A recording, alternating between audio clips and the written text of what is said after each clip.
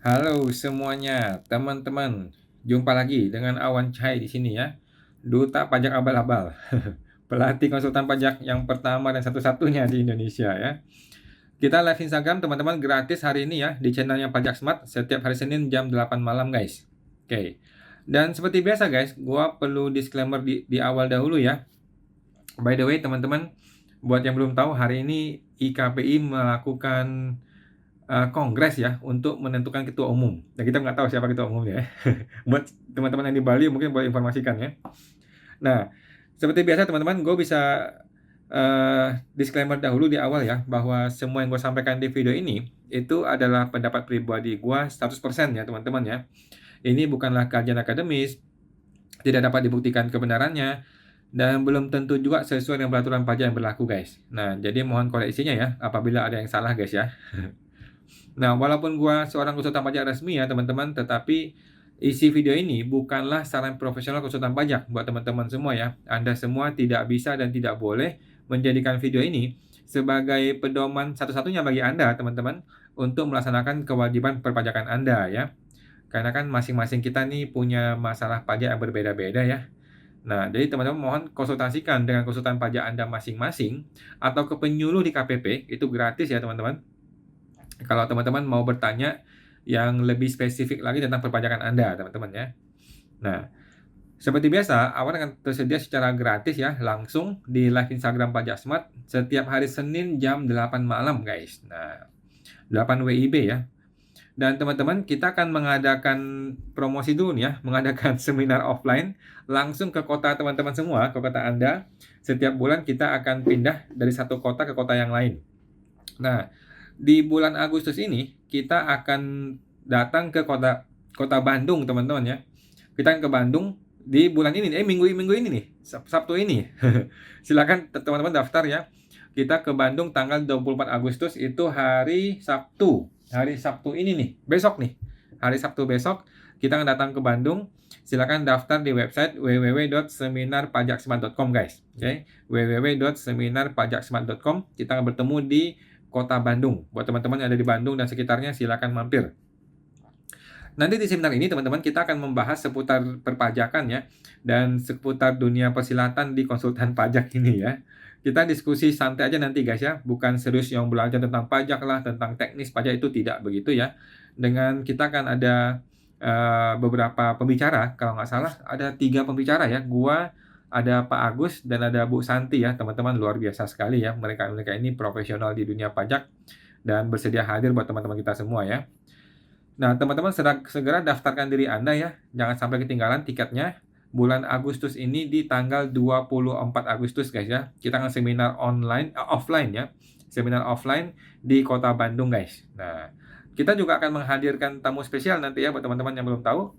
Ada Pak Agus dan ada Bu Santi ya, teman-teman para ahli-ahli di bidang perpajakan akan bergabung bersama kita. Oke guys, nantikan di tanggal 24 Agustus ya, hari Sabtu besok nih di Kota Bandung. Buat teman-teman yang belum register, silakan daftar di website www.seminarpajaksmart.com ya. Ingat teman-teman, di website www.seminarpajaksmart.com, digabung semua di seminar offline tanggal 24 Agustus di Kota Bandung. Nanti Sabtu depan, Sabtu ini, oke? Sampai jumpa di sana guys. Nah, buat teman-teman yang ada pertanyaan, silahkan dituliskan di kolom komentar ya. Kalau ada pertanyaan seputar perpajakan atau dunia persilatan perpajakan ini ya. Gue mau share dulu nih teman-teman ya, informasi-informasi buat teman-teman dulu ya. Oke, gue share dulu deh buat teman-teman bisa baca ya. Gue putar dulu ya teman-teman ya, mohon maaf ya. Gue putar dulu videonya, ini dia. Nah, oke. Kita akan dapat informasi dulu mengenai apa itu surat keputusan pengembalian pendahuluan kelebihan pajak.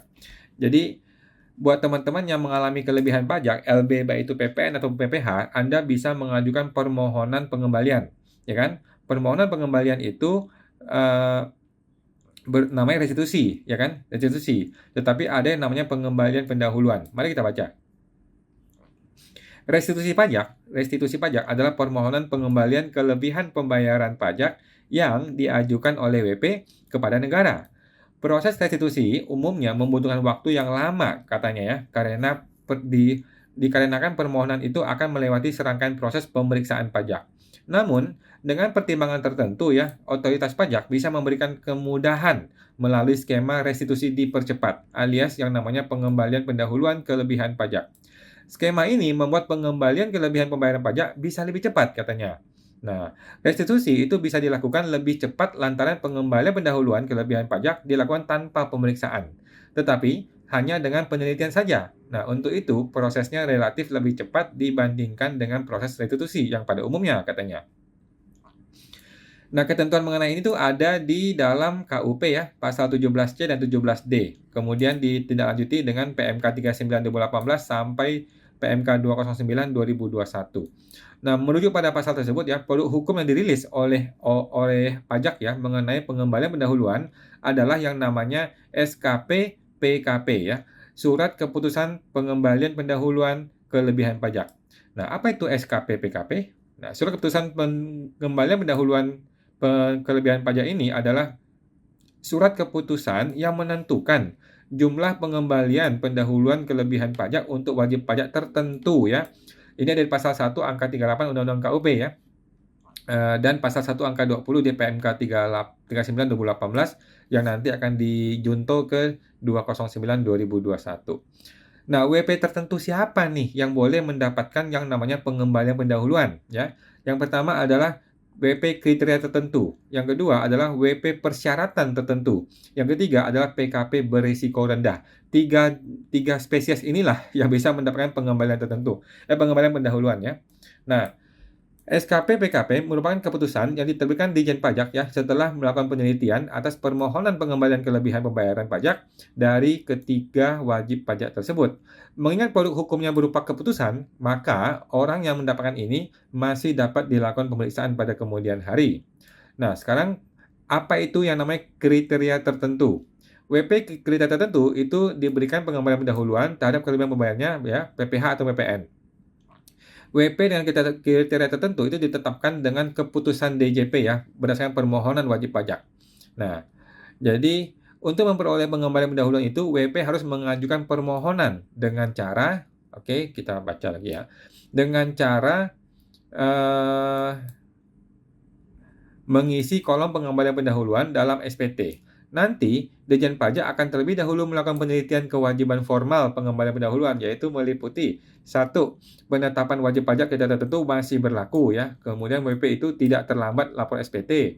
WP tidak terlambat sampai SPT masa untuk suatu jenis pajak dalam 2 masa pajak berturut-turut. WP tidak terlambat menyampaikan SPT masa untuk suatu jenis pajak dalam 3 masa, bla bla bla ya. Laporan keuangan, bla bla bla ya. WP tidak sedang dilakukan pemeriksaan bukper ya secara terbuka. Nah, dalam hal WP tidak memenuhi kriteria itu, maka tidak diberikan pengembalian pendahuluan. Nah, apabila WP kriteria tertentu memenuhi ketentuan kewajiban formal, maka akan diteruskan dengan penelitian terhadap 3 hal. Jadi kalau formal sudah terpenuhi, maka ada 3 penelitian ya. Yang pertama adalah kebenaran penulisan dan penghitungan pajak. Yang kedua, bukti pemotongan atau bukti pemungutan PPh yang dikreditkan wajib pajak. Ketiga, pajak masukan yang dikreditkan dan atau dibayar sendiri oleh WP pemohon. Apabila hasil penelitian WP itu memenuhi ketentuan formal dan menunjukkan adanya kelebihan, maka DJP akan menerbitkan SKP PKP. Nah, SKP PKP ini diterbitkan paling lama 3 bulan ya untuk PPh atau 1 bulan untuk PPN sejak permohonan diterima. Nah, tadi itu pertama ya, pertama adalah mengenai WP dengan kriteria tertentu. Sekarang WP dengan persyaratan tertentu. Apa itu ya? Makhluk apa lagi ini ya? WP persyaratan tertentu dapat diberikan pengembalian juga ya. Untuk dapat memperoleh itu, WP itu harus mengajukan permohonan dengan cara mengisi kolom pengembalian pendahuluan dalam SPT. Kemudian seperti biasa ya, dicek dulu formalnya, kebenaran penulisannya, bukti pemotongan atau bukti pemungutan PPh, kemudian pajak masukan dicek. Kalau formal sudah melewati, sudah benar, maka akan dicek yang namanya material.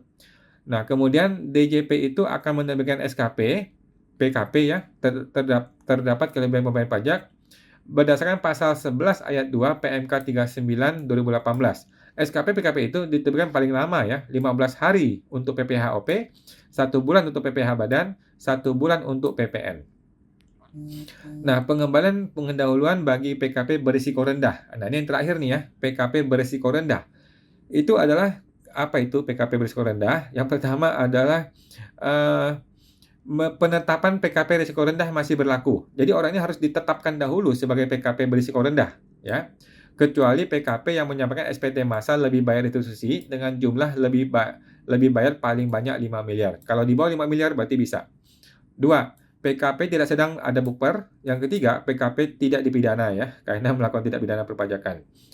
Jika PKP risiko rendah tidak memenuhi ketentuan formal itu, maka tidak diberikan pengembalian pendahuluan. Apabila PKP berisiko memenuhi kewajiban formal, maka akan diteruskan dengan ketentuan sebagai berikut.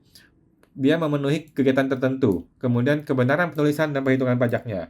Kemudian pajak masukan yang dikreditkan oleh PKP berisiko rendah telah dilaporkan dalam SPT masa PPN oleh PKP ya. Kemudian pajak masukan telah dibayar sendiri oleh PKP. Nah, dari hasil itu DJP akan menerbitkan SKP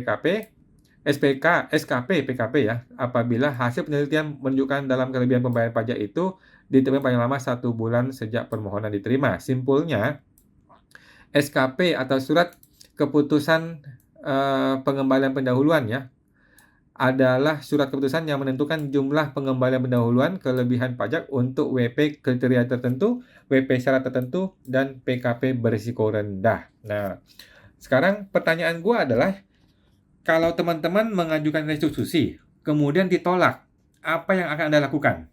Ya, teman-teman ya.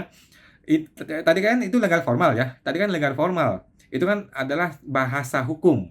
Pertanyaannya adalah, kalau lu sudah mengajukan permohonan, kemudian ditolak, apa yang mesti lu lakukan? Nah, jadi buat teman-teman yang masih unyu-unyu nih ya, yang masih baru di dunia persilatan ya, yang masih baru ketemu oknum pertama kali. Aduh, gue jadi ketawa. Yang mesti Anda lakukan adalah melakukan upaya hukum, teman-teman ya. Upaya hukum apa? Upaya hukum pertama adalah mengajukan gugatan ke pengadilan pajak. Oke? Sekarang kan lu ada di kandangnya si oknum nih. Lu ada di kandangnya si oknum. Ya lu dipermainkan sama dia, itu hal yang wajar.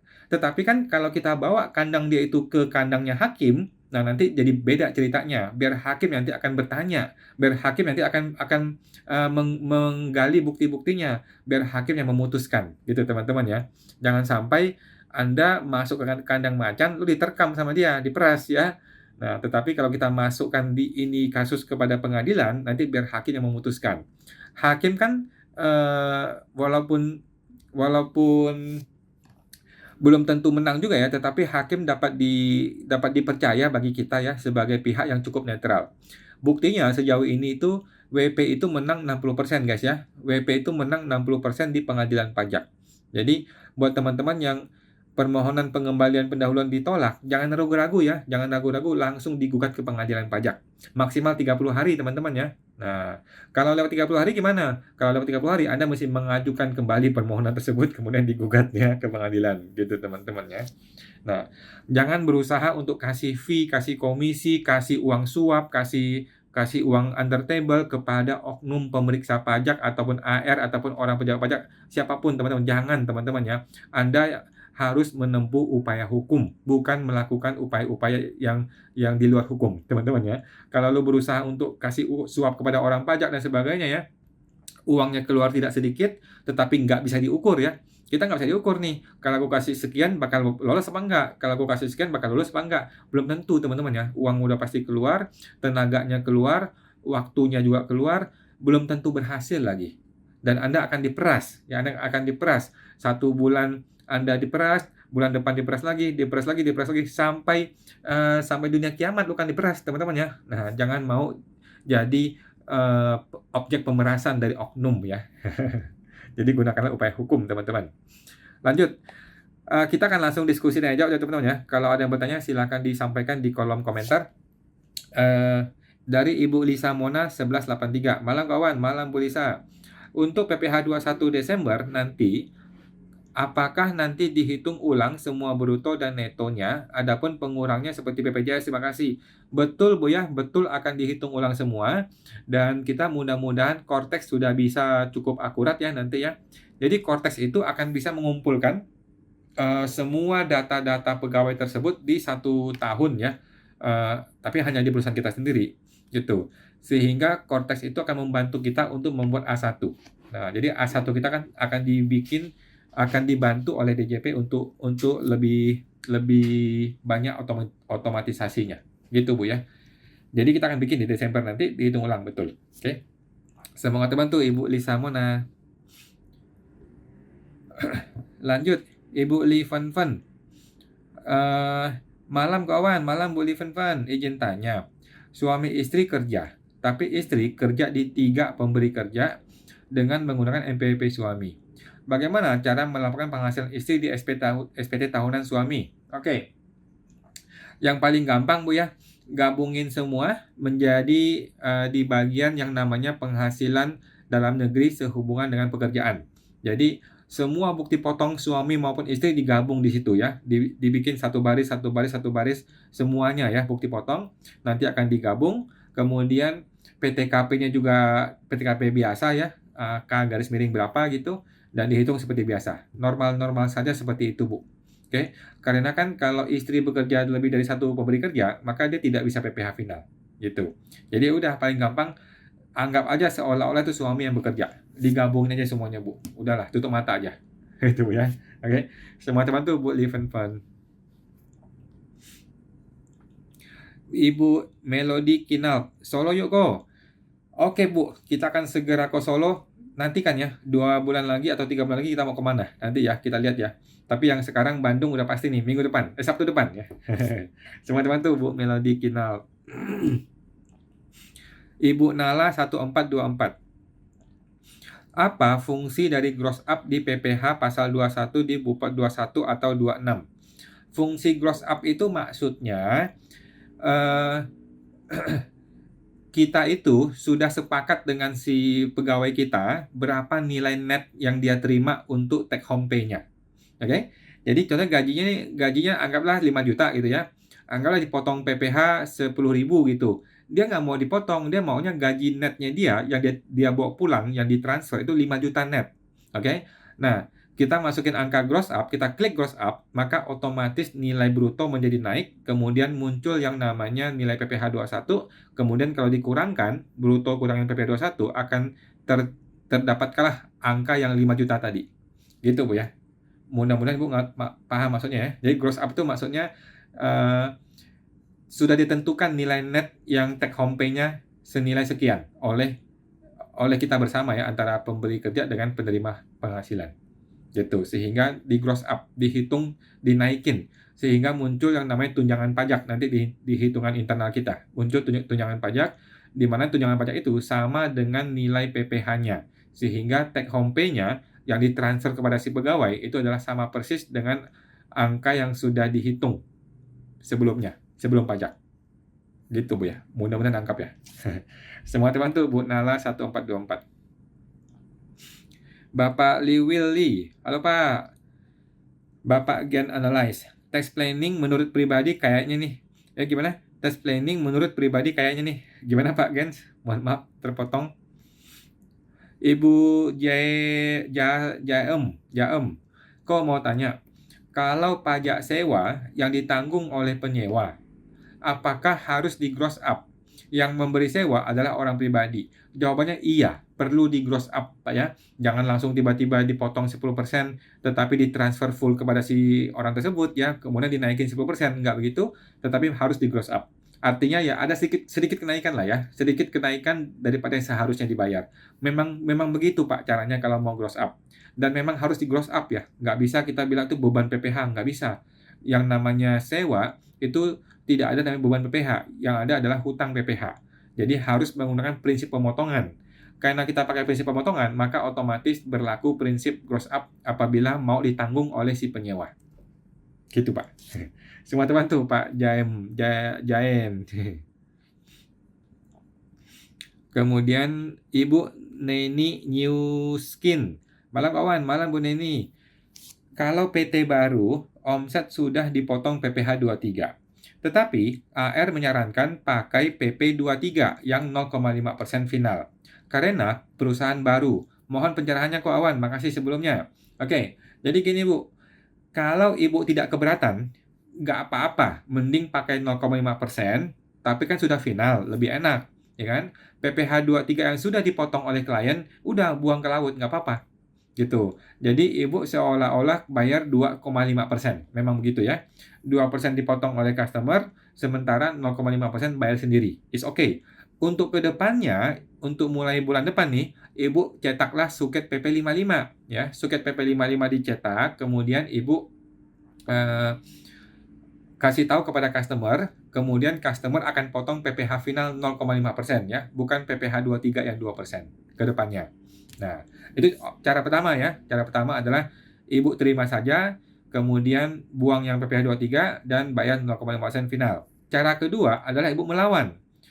Kalau Ibu mau melawan, caranya gampang. Ibu bilang ke AR, mohon maaf Pak, saya memilih menggunakan PPh umum. Nah, malam ini juga, sekarang juga Ibu mencetak yang namanya surat pemberitahuan menggunakan PPh umum. Oke. Dengan cara seperti itu, maka Ibu menggunakan PPh umum, yaitu PPh 23 dan PPh 25 29, tetapi tidak menggunakan PPh final. Nah, dengan begitu, maka Ibu menghitung PPh badan seperti biasa, gitu. Gitu Bu ya. Cuma ada dua opsi. Opsi pertama adalah gunakan PPh final, artinya PPh 23 yang sudah dipotong itu dibuang saja. Opsi kedua adalah menggunakan PPh umum dan minta ke AR supaya tidak pakai PPh final. Karena kita mencetak suket atau surat keterangan menggunakan PPh umum di KSWP Bu ya, di menu KSWP di DJP online. Nah, semangat bantu Bu Neni New Skin. Ibu Erina Risyadiani. Malam Bu Erina. Izin tanya, kalau membuat faktur pajak dengan NIK, tapi nama dan alamat menggunakan nama dan alamat toko, bukan nama sesuai NIK, boleh nggak Jawabannya tidak boleh. Gitu Bu ya, gunakanlah nomor NIK dan alamat sesuai dengan KTP. Udah kita nggak usah pusing, nggak usah cari masalah, nggak usah cari gara-gara Bu. Jadi gunakanlah nama dan alamat yang persis sesuai dengan KTP-nya dia. Udah kita nggak usah pusing. Gitu aja Bu. Oke, karena kalau pakai nama toko, nama alamat nanti di telepon orang pajak, diperiksa orang pajak, kita ribet menjelaskan itu ribet Bu. Ya, jadi ikuti aja sesuai KTP aja, persis sama aja. Semua terbantu Bu Erina. Bapak William Stephen 8. Mau tanya, lapor PPN dalam negeri masih berlaku? Bukan PPN dalam negeri ya, PPNDM. Kayaknya enggak Pak ya, kayaknya udah nggak ada deh PPNDM. Coba Bapak cek deh di formulir e-fakturnya atau di e-faktur web base-nya atau di e-faktur desktop-nya. Saya rasa udah nggak ada deh PPNDM. Kayaknya udah nggak ada Pak. Coba cek lagi Pak ya. Coba cek lagi di e-fakturnya. Oke. Selamat bantu Pak William. Ibu Nala 1424. Kalau faktur pajak masukan pada bulan bersangkutan 500 juta. Apakah memungkinkan pajak keluarannya 400 juta misalnya? Jawabannya mungkin saja Bu ya. Apakah pajak keluaran harus lebih condong? Itu namanya penjualan pada bulan bersangkutan. Tidak juga Bu, tidak juga ya. Jadi Ibu nggak usah pusing dengan hal-hal seperti ini. Ibu ikutilah kondisi sebenarnya. Jadi ketika Ibu belinya 500 juta, apakah Ibu harus jual 500? Nggak juga. Ibu bisa saja jual 400, bisa aja jual 300, bisa aja nggak jualan, nggak ada masalah. Ya, kalau barang itu Ibu beli, kemudian ada taruh di gudang dan nggak dijual-jual, kan bisa. Gitu ya. Jadi ketika Ibu beli sekian, tidak harus jualnya sekian, tuh nggak harus begitu. Jadi ikutilah kondisi sebenarnya, tidak perlu disetting-setting, tidak perlu diatur-atur. Ikutilah kondisi sebenarnya saja Bu. Kalau ada penjualannya oke, kalau nggak ada ya nggak apa-apa, kalau penjualannya besar ya besar, kalau kecil ya kecil. Gitu Bu, ikutilah kondisi sebenarnya. Nggak perlu diatur-atur, nggak perlu disetting-setting. Ikuti kondisi sebenarnya. Semoga teman-teman Bu Nala. Jadi kata Bu Nala, apakah penjualan itu haruslah penjualan di bulan bersangkutan? Jawabannya iya ya. Jadi pembelian di bulan itu belum tentu jadi penjualan di bulan tersebut. Ya, gitu aja. Thank you Bu Nala. Lanjut Ibu Janati Kidos. Malam kawan, malam Bu Janati. Mau tanya, cara hitung KB atau LB PPh 29 itu dihitung dari periode Januari ke Desember atau Mei ke April ya Pak? Mohon pencerahannya. Jawabannya adalah Januari ke Desember. Gitu Bu ya. Januari ke Desember. Cuman perhitungannya baru kita dapatkan finalisasi di maksimal bulan April. Gitu Bu ya. Jadi kita lapor SPT tahunan, itu kan di Januari lapor boleh nggak? Boleh. Lapor Februari boleh. Maret boleh. Lapor di bulan April juga boleh. Tapi yang dilaporkan adalah kondisi Januari sampai Desember. Ya, yang dilaporkan di SPT tahunan adalah 1 Januari sampai 31 Desember. Itulah yang dilaporkan di SPT tahunan, cuman negara memberikan waktu untuk lapor maksimal di 30 April. Karena orang mungkin masih sibuk, habis lebaran, habis Natalan, liburan, masih penyesuaian gitu. Negara kasih waktu maksimal sampai 30 April. Tapi yang dilaporkan adalah laporan Januari ke Desember ya. Jangan lewatin tahun depan ya. Semua teman tuh Bu Janati Kidos. Bapak Joy Acai, malam kok, malam Pak Jo. Izin tanya, kalau WP ada pembelian rumah baru secara KPR dan dapat fasilitas PMK PPN DTP 50% yang dibebankan sebagai DP rumah tersebut, cara lapor insentif PPN 50% yang dijadikan DP rumah tersebut terus terpotong bagaimana? Gimana ya? Oke. Jadi gini Bu, setahu saya Pak ya, setahu saya WP yang beli rumah itu tidak terpengaruh. Setahu saya ya, yang mesti melaporkan adalah WP yang menjual. Setahu saya begitu Pak ya. Yang mesti melaporkan masalah PPN-PPN ini adalah WP yang menjual. Sedangkan WP yang membeli tidak terpengaruh dan tidak perlu melaporkan mengenai PPN-PPN ini. Setahu saya begitu Pak. Fasilitas PPN itu akan diurus dan diatur dan dilapor oleh si penjual KPR. Setahu saya begitu, penjual rumahnya. Kita yang membeli mah nggak usah pusing. Setahu saya begitu Pak ya. Nah. Semoga teman tuh Pak Jo Acai. Ibu Katarina Gunawan. Malam Pak, malam Bu Katarina. Toko diteruskan ke anak yang sudah punya MPWP. Apakah dapat digunakan PPh final lagi? Jawabannya bisa selama 7 tahun sejak anak itu bikin MPWP ya. Bukan sejak dia mulai usaha ya.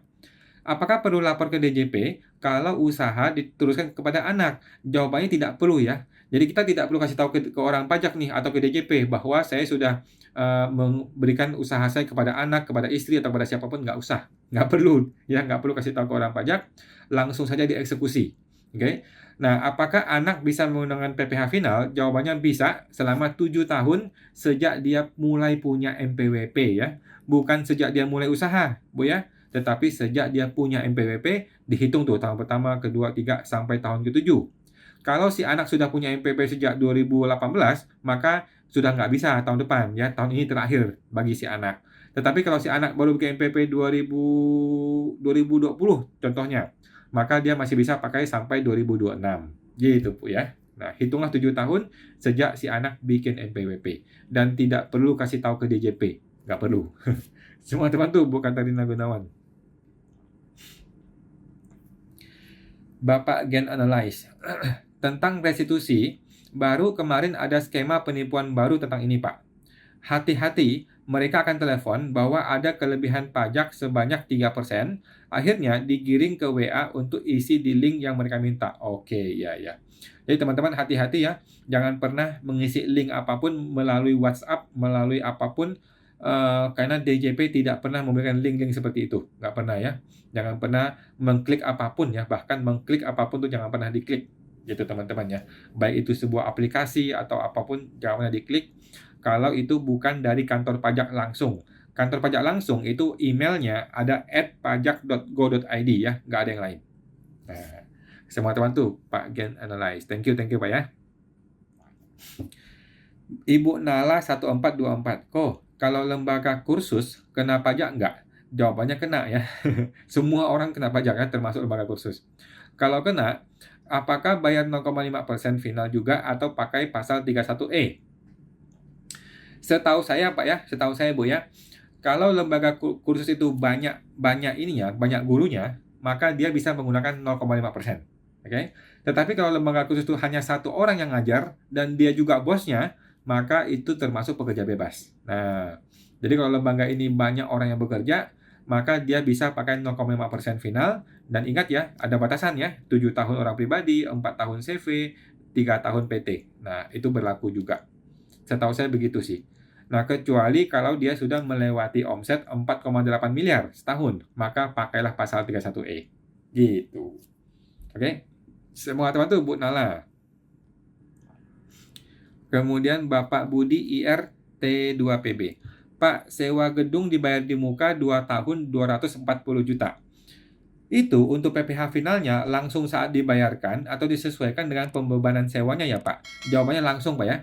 agar tidak ditanyakan oleh AR jika di tahun kedua tidak equal? Jawabannya langsung, Pak, ya. Kenapa bisa langsung? Karena, pajak itu kan mesti dibayar ketika kita sudah, terjadi penyerahan ya, penyerahan uang sudah terjadi, penyerahan sewa sudah dilakukan, gitu.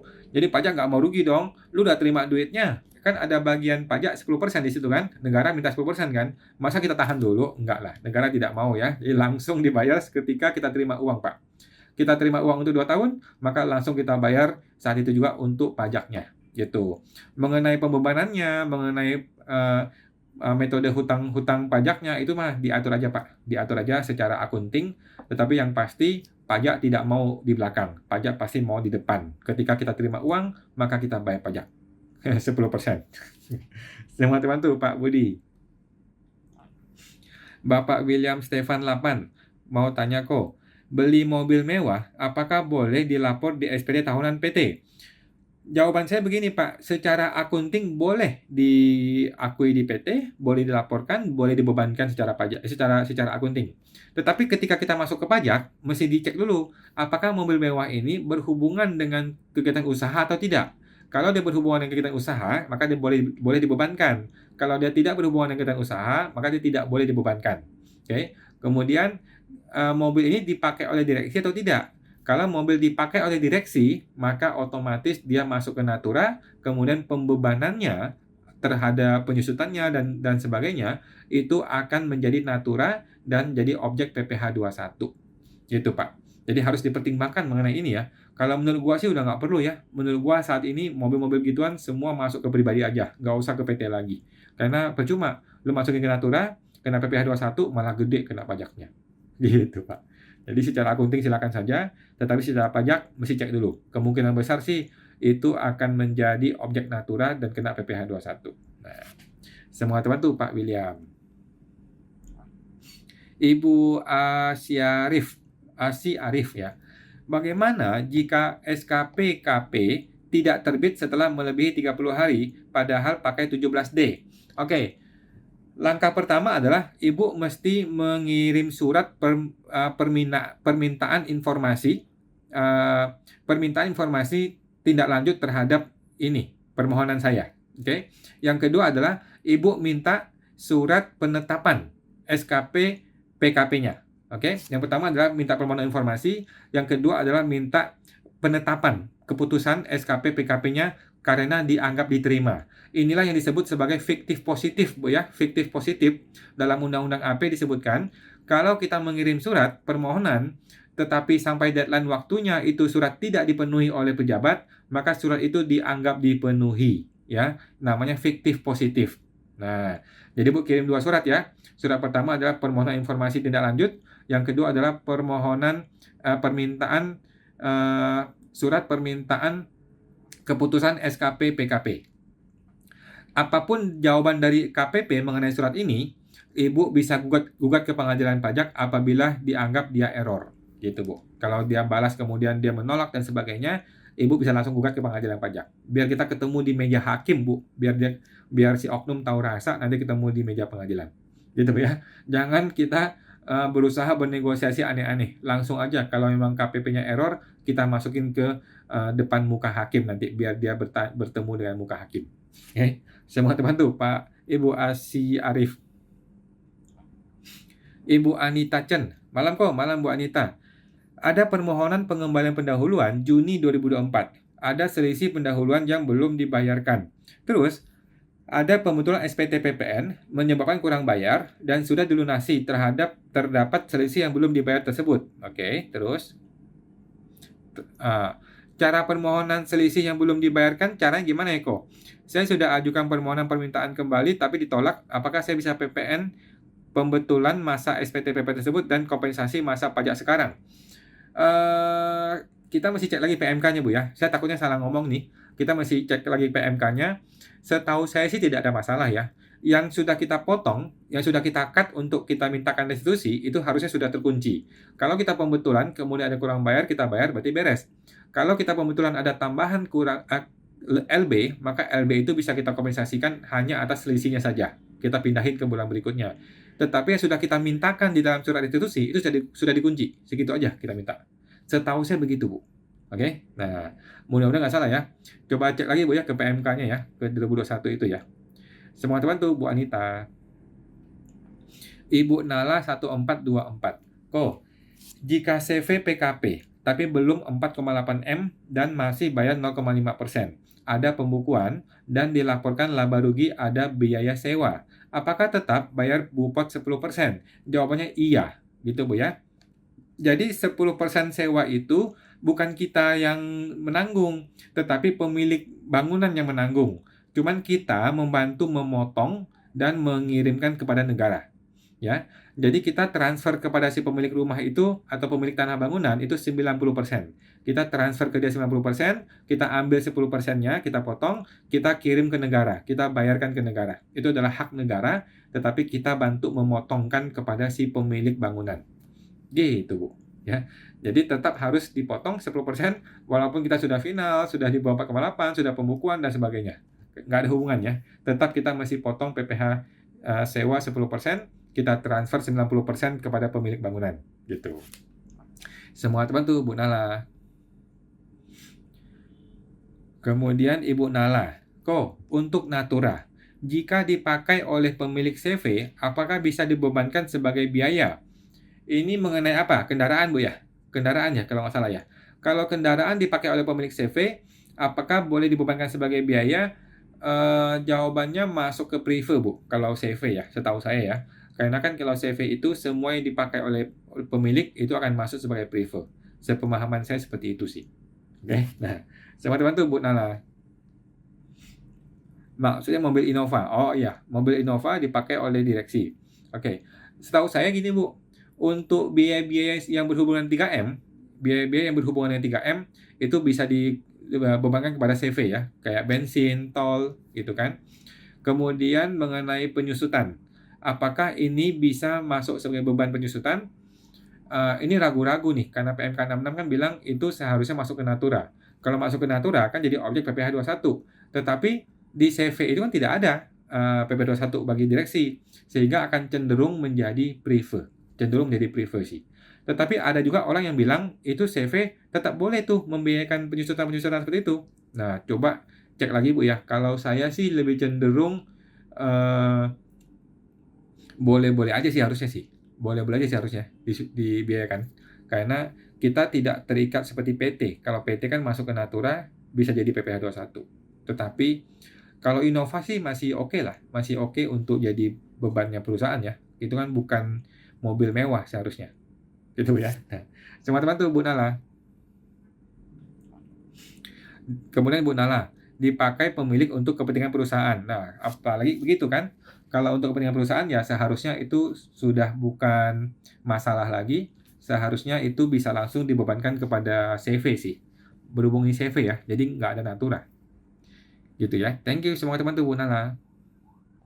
Lanjut, Ibu Lydia Setiawan. Kalau PTP, direkturnya apakah bisa digaji? Ada dua macam pemikiran nih Bu ya. Lagi-lagi ini masih perdebatan. PTP kita itu mau menggunakan metode dividen atau metode prive. Kalau saya masih pakai prive. Oke. Kalau Ibu pakai metode dividen, maka artinya direktur bisa digaji, kemudian direktur terima dividen. Nah, kalau Ibu pakai metode prive, artinya direktur tidak digaji dan direktur itu terimanya prive. Gitu, Bu. Nah, Ibu mesti menentukan PTP pakai yang mana. Kalau saya sih bilang ini prive karena PTP itu ya dia punya modal tidak terbagi atas saham, sehingga boleh dibilang seperti CV. Kemudian PTP itu dapat suket PP 55 itu 4 tahun, sama seperti CV. Gitu sih pemahaman saya. Tapi ada juga orang bilang bahwa PTP itu adalah dividen karena dia seperti PT. Kenapa seperti PT? Namanya aja PTP kan. Jadi dia masuk kategori perseroan satu kelompok dengan PT gitu. Jadi seperti PT. Kemudian apalagi alasannya? Dividen itu kan lebih bayar mahal ya, bayar 10% pajak kan, sehingga akan cenderung lebih aman gitu, Bu. Cuman kalau saya pribadi, saya masih bilang ini prive, saya masih kepakai prive sampai sekarang, sejauh ini sih belum ada masalah. Gitu Bu ya. Teman-teman tuh Bu Lydia. Lanjut. Ibu Lydia Setiawan, kalau saya buka toko pakai CV, bagusnya MPP CV-nya diaktifkan Januari 2025 ya, atau September ini? Jawaban saya langsung aja Bu, jangan nunggu Januari ya. Di toko ada pembelian berfaktur dan tidak. Oh, jawaban saya sih langsung aja Bu, segera saja, jangan tunggu Januari. Jadi dari sekarang Ibu sudah mulai shifting gitu Bu ya.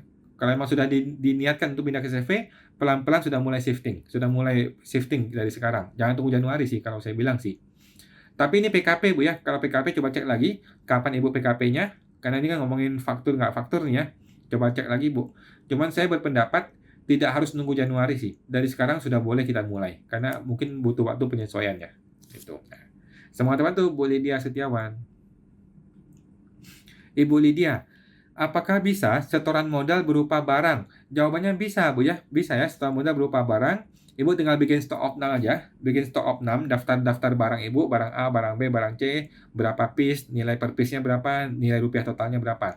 Totalnya semua, bikin daftarnya, kemudian daftar ini Ibu setorkan kepada CV sebagai modal. Boleh kok. Jadi modal berupa barang dagang. Boleh. Semua teman tuh boleh dia.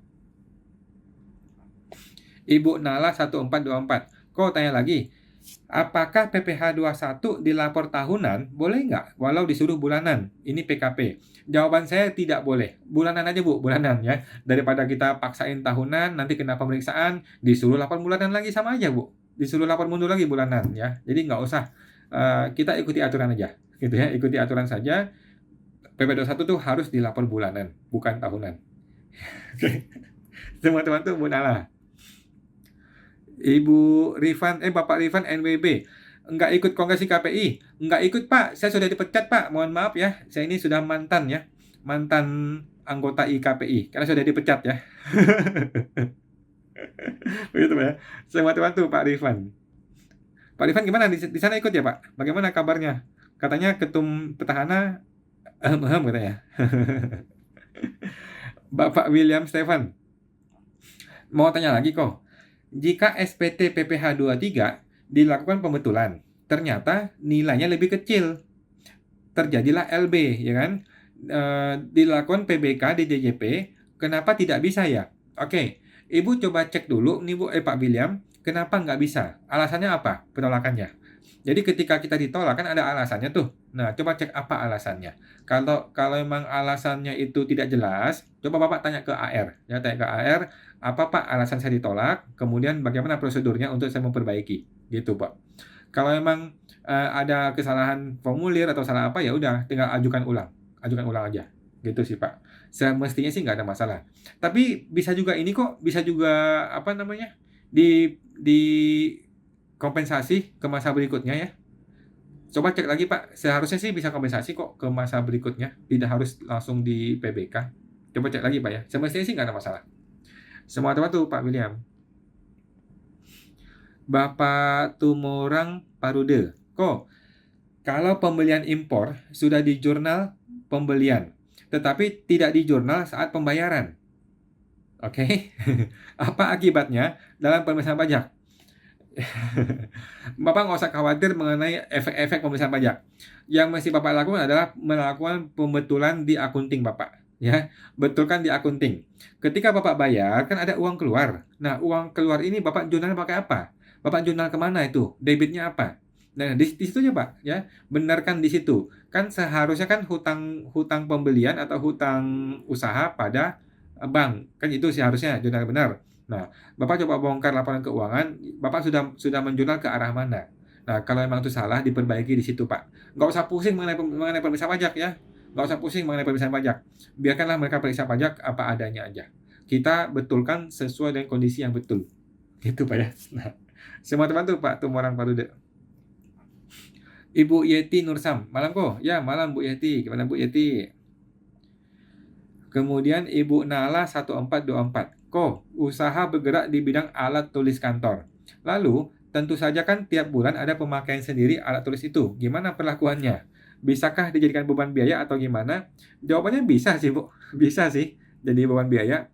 Ibu tinggal jurnalnya beban pada persediaan kan? Jurnalnya beban pada persediaan. Bisa sih, bisa. Cuman tergantung Ibu punya accounting software ya, bagaimana cara perlakuannya.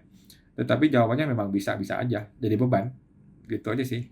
Oke. Nah, semua teman tuh Bu Nala. Bapak Ibu Cha Utami 48. Malam kok, malam Bu Utami, mau tanya. Untuk PPh UMKM tahun depan, apakah sudah ada aturan baru kok? Jawabannya belum, Bu ya. Belum. Menteri Keuangan belum jelas siapa orangnya kan? Apakah Sri Mulyani lagi ataukah diganti orang baru? Kita belum tahu ya. Kita tunggu siapa Menteri Keuangan yang baru. Beranikah dia memperpanjang PPh final? Kita belum tahu ya. Kita tunggu Menteri Keuangan yang baru. Sekarang masih ribut-ribut Golkar ya. Masih panas. Santai, Bu. Semua bantu Pak Ibu Chan Utami. By the way teman-teman, nanti kita akan bikin ini ya, bikin petisi ya. Kita akan bikin petisi supaya PPh final itu diperpanjang. Nanti deh, teman-teman ikutan ya nanti ya, kalau sudah ada petisinya ya. Bapak Jovin 2002I, Pak Awan mau tanya, analisa sumber dan penggunaan dana yang membandingkan laba sama dengan income dan pengurangan dari penambahan aset, pengurangan hutang. Apakah piutang tidak termasuk dari penambahan dana? Oh, mohon maaf nih Pak, ini terlalu teknis Pak ya, perhitungan Bapak. Tetapi gini, Bapak nggak usah terlalu khawatir mengenai cara-cara AR atau pemeriksaan seperti ini. Bapak ikutilah kondisi sebenarnya Pak. Kondisi sebenarnya bagaimana? Gitu aja sih Pak. Nggak usah pusing dengan perhitungan-perhitungan AR seperti ini atau pemeriksa pajak. Ini adalah perhitungan asumsi, gitu sih Pak. Perhitungan asumsi yang tidak akademis sebenarnya sih. Jadi ikutilah kondisi sebenarnya. Kalau laporan Bapak nggak benar, Bapak perbaiki laporannya. Bukan dengan mengikuti alur pemikiran si pemeriksa pajak seperti ini. Kalau saya sih gitu Pak ya. Semua teman tuh Pak Jovin. Ibu Yeti Nursam. Malam kok mau tanya. PPh 21 di kantor biasanya kan gross up. Saya mau rubah perhitungannya normal. Tetapi tunjangan pajak dikoreksi fiskal masalah nggak kok untuk meminimalkan cash flow? Tunjangan pajak dikoreksi fiskal? Oke. Jadi gini Bu, sebenarnya tunjangan pajak kan itu bukan komponen dari beban operasional ya. Tunjangan pajak itu adalah komponen dari gaji. Jadi seharusnya tidak dikoreksi fiskal seharusnya. Gitu sih Bu. Jadi menurut saya nggak perlu sih Bu. Jangan begitu caranya sih Bu. Menurut saya ya. Karena tunjangan pajak itu masuk dalam komponen bruto dan memang seperti itu perhitungannya. Jadi biarkanlah seperti itu yang sudah terjadi ya. Yang sudah terjadi biarkan seperti itu, tetapi untuk ke depannya kan Ibu bisa hilangkan gross up-nya. Gitu kan? Untuk perhitungan bulan-bulan berikutnya, mulai besok nih, Ibu bisa hilangkan gross up-nya. Nggak ada masalah kan? Semestinya sih boleh kok gitu. Setengah tahun Ibu pakai gross up, setengah tahun kemudian tidak di gross up kan tidak masalah. Gitu sih Bu. Tetapi menurut saya itu tidak perlu koreksi fiskal. Dan memang kalau memang berasa lebih besar pajaknya, memang begitu caranya. Memang begitu sih. Ya nggak besar-besar amat sih sebenarnya. Itu Bu ya. Semua teman tuh Bu Yeti. Bapak Yovin, yang mana laba saja yang dianggap sumber dana? Oke, kalau saya sih tidak sependapat Bu ya. Kalau saya tidak sependapat dengan si pemeriksa pajaknya, dan menurut saya Bapak tidak perlu mengikuti alur berpikirnya si oknum, nggak perlu. Bapak fokus pada laporan Bapak. Intinya, laporan Bapak ini bisa Bapak pertanggungjawabkan. Itu aja intinya. Oke, jadi semua angka-angka dalam SPT Bapak itu harus bisa Bapak pertanggungjawabkan. Udah, itu aja. Yang perhitungan-perhitungan AR, pemirsa itu nggak usah pusing. Itu mah aneh-aneh perhitungan dia, nggak jelas, gitu ya. Sama-sama tuh Pak Jovin. Bapak Pioneer, malam Coach, mau tanya, kalau WP Badan belum PKP, bagaimana cara melakukan PPh unifikasi? Gampang, Bapak mintalah sertel, tetapi dalam rangka untuk PPh unifikasi, bukan dalam rangka PPN. Oke?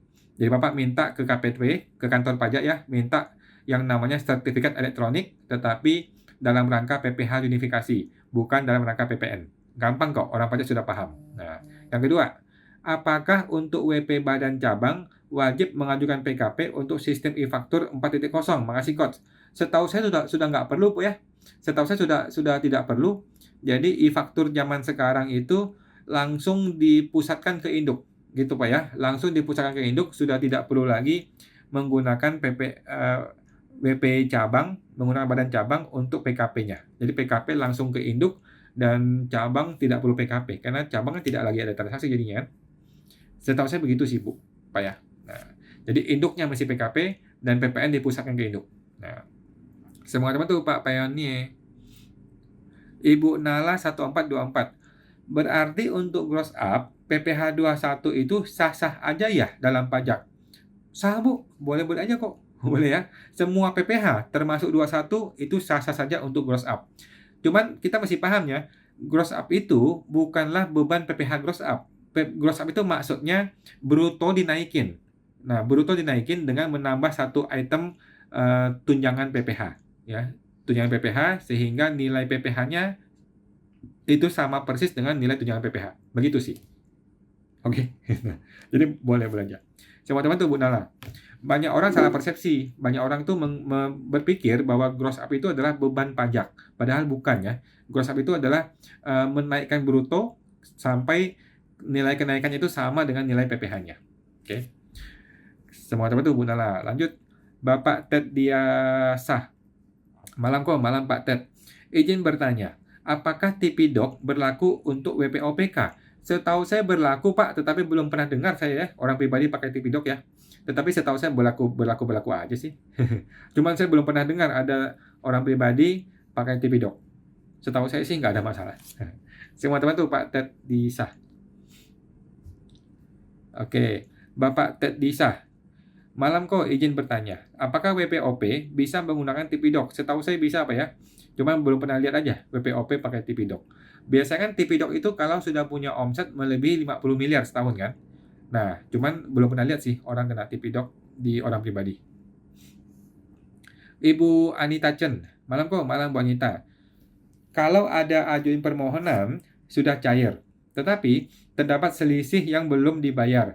Sedangkan masa pajak itu ada pembetulan SPT PPN dan KB yang sudah dibayarkan, terdapat selisih dari permohonan yang belum dibayar. Itu pembetulan seperti pembetulan SPT terpotong. Pembetulan SPT terpotong Bu Anita. Oke. Saya ulang ya Bu Anita ya. Sudah mengajukan permohonan pengembalian pendahuluan gitu kan, sudah cair uangnya, tetapi ada selisih yang belum dibayarkan. Sedangkan masa pajak itu ada pembetulan SPT PPN dan kurang bayar yang sudah dibayar. Terdapat selisih dari permohonan yang belum dibayar. Itu pembetulan SPT gimana ya? Coba Ibu, takutnya saya salah ngomong takutnya ya. Coba Ibu langsung koordinasi dengan si AR-nya atau si orang pajaknya. Koordinasi sana aja Pak, Bu. Takutnya saya salah ngomong.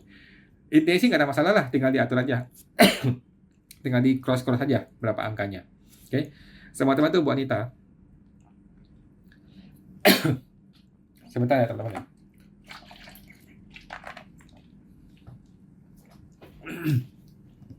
Ibu Tio Mary.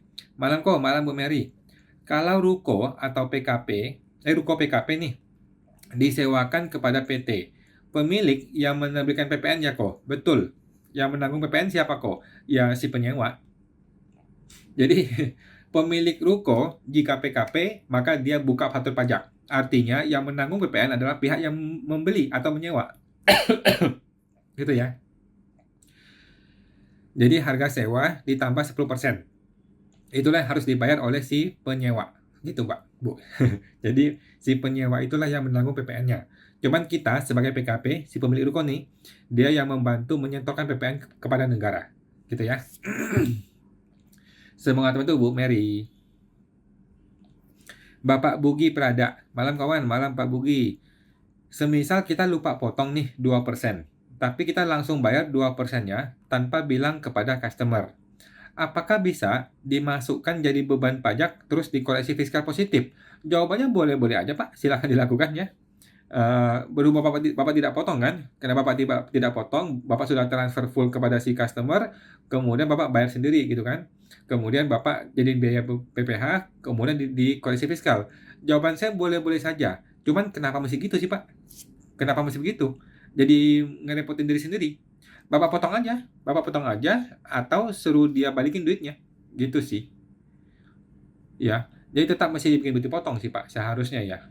Cuman Bapak kalau mau begini ya jawaban saya boleh-boleh saja dilakukan. Semua teman tuh Pak Bugi.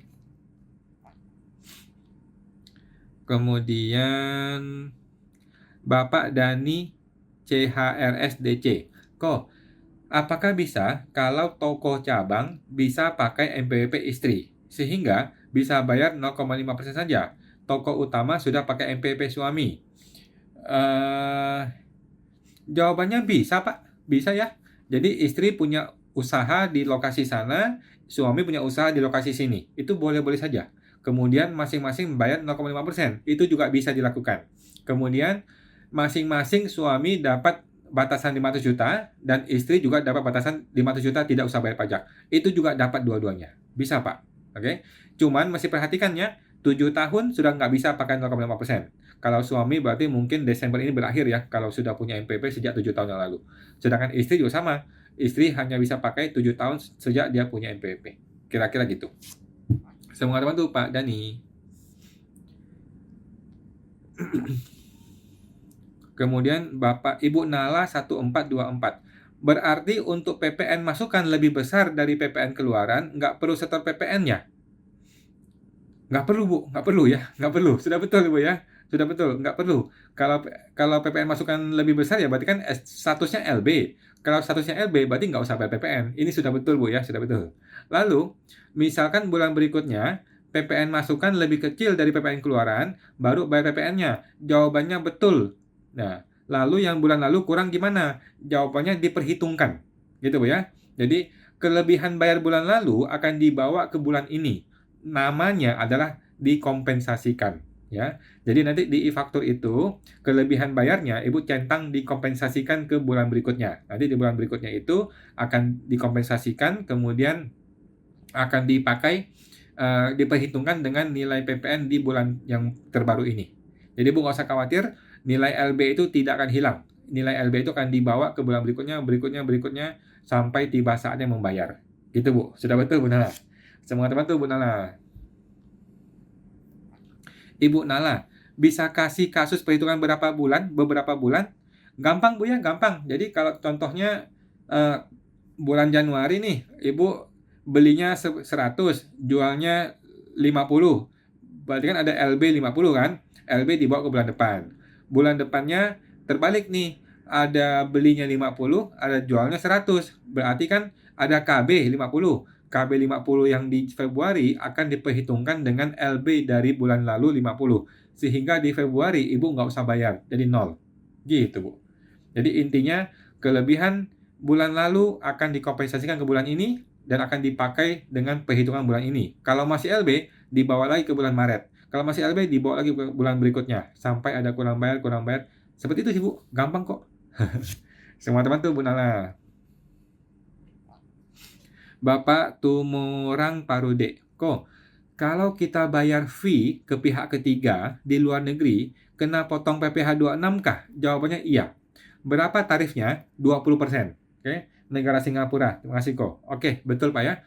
Jadi kalau kita bayar fee ke luar negeri, maka kita akan potong PPh 26 sebesar 20%. Oke. Nah, gimana caranya supaya nggak kena 20%? Caranya adalah dengan menerapkan tax treaty atau perjanjian penghindaran pajak berganda ya, P3B. Itu banyak syaratnya, Bapak mesti penuhi syaratnya. Jadi pihak sana mesti siapin dokumen, pihak kita mesti siapin dokumen, dokumen itu sudah terverifikasi, barulah bisa mengajukan yang namanya tax treaty, kemudian akan bisa menerapkan PPh 0%. Kalau Singapura Indonesia itu 0%. Gitu ya. 0% artinya PPh diserahkan kepada pihak sana, pihak penerima penghasilan untuk menghitung pajaknya. Gitu Pak. Tax treaty ya, mesti siapkan dokumennya. DGT Form 1 kalau nggak salah. Oke. Sama teman tuh Pak Tumorang Parude. Ibu Revalian, misal saya bikin NPP 2024. Saya jualan dari 2019, tetapi omset cuma 100 juta. Di 2023 ke atas, omsetnya misal udah 2 miliaran. Misal lapor pajak mundur, itu dari mana Pak lapornya?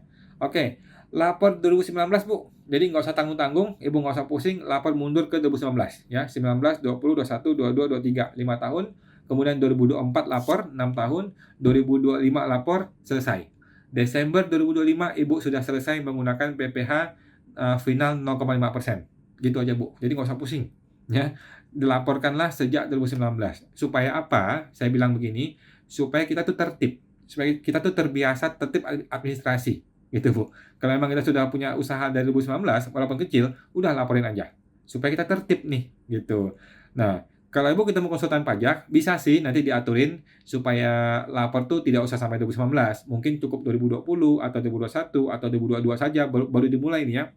Menurut saya itu bisa dilakukan. bisa dilakukan kalau Ibu bertemu dengan konsultan pajak, gitu. Cuman kalau Ibu nggak pakai konsultan pajak, mau lapor secara manual, mandiri, lebih tertib akan lebih baik. Supaya Ibu tidak usah setting-setting, nggak usah pakai tes planning aneh-aneh, gitu ya. Laporin mundur aja 2019, nanti 2009, 10, 11, 12, 13, 14, 15. 2025 akhir selesai. 2026, nah Ibu boleh pakai tes planning yang lain. Gitu. Oke. Nah, semua terbantu Bu Revalian. Bapak Doni Franz Jaya 91. Malam kawan, malam Pak Doni. Mau tanya, kalau PPh sewa saya hanya bayar PPh 10% saja. Tapi kalau belum dilapor itu ada sanksi tidak kok? Kita ulang ya. PPh sewa hanya bayar 10%, tetapi tidak dilapor. Apakah ada sanksi? Oke, jawabannya adalah kalau suatu hari ketahuan oleh orang pajak, maka Bapak akan disuruh lapor. Oke, setelah Bapak melaporkan, maka kena sanksi 100.000. Gitu ya. Sanksi 100.000 karena dianggap terlambat lapor. Kan gitu. Sedangkan kalau bayar kan sudah bayar nih. Bayar sudah bayar, cuman lapornya aja yang belum lapor atau terlambat lapor, kena denda 100.000 aja. Udah gitu doang. Gitu sih. Ya kalau Bapak merasa repot bikin settle, repot bayar, repot lapornya, ya udahlah nggak usah lapor. Nggak apa-apa. Cuma 100.000 doang dendanya. Oke. Semua terbantu Pak Doni Franz Jaya. Oke teman-teman ya, mohon maaf yang sudah belum terjawab ya, sudah jam 9 lewat, saya masih ada meeting lagi soalnya nih. Jadi yang belum terjawab akan kita tampung dulu dan kita akan jawab di video berikutnya ya, di YouTube ya. Teman-teman tinggal subscribe kita di YouTube Pajak Smart ya. Kita akan tampung dulu yang belum terjawab, kita akan jawab di YouTube ya. Yang pertama ada Pak Hengki Mediawan. Oke, halo Pak Hengki. Kemudian Ibu Cecilia, malam Pak, malam Bu. Kemudian Ibu Nala. Oke, kemudian Ibu Nala lagi. Kemudian Ibu Cecilia Teja. Kemudian Kemudian ada Ibu Nala. Kemudian Bapak David FC. Kemudian ada Bapak DMR Supatox. Ibu Nala. Kemudian Bapak GW Yong. Kemudian Ibu Anita Chen. Kemudian Ibu Serenity 385. Kemudian Ibu Heni Gun. Oke. Ibu Ros Seluler CRB. Ibu Selvian 11. Kemudian Ibu Nala. Kemudian Bapak Frans Mandani. Kemudian Bapak Frah Mandani. Kemudian Bapak Payoni. Ibu Frahmandani, Bapak Hengki. Makasih kok, sama-sama. Oke. Thank you teman-teman ya. Mohon maaf yang belum terjawab, kita jawab di video YouTube ya. Silakan teman-teman subscribe YouTube kita. Oke. Sampai jumpa lagi di hari Senin depan dan teman-teman yang di Bandung silakan daftar ke seminar kita di Bandung hari Sabtu nanti. Oke. Thank you teman-teman semua. Sampai jumpa lagi. Mari semuanya.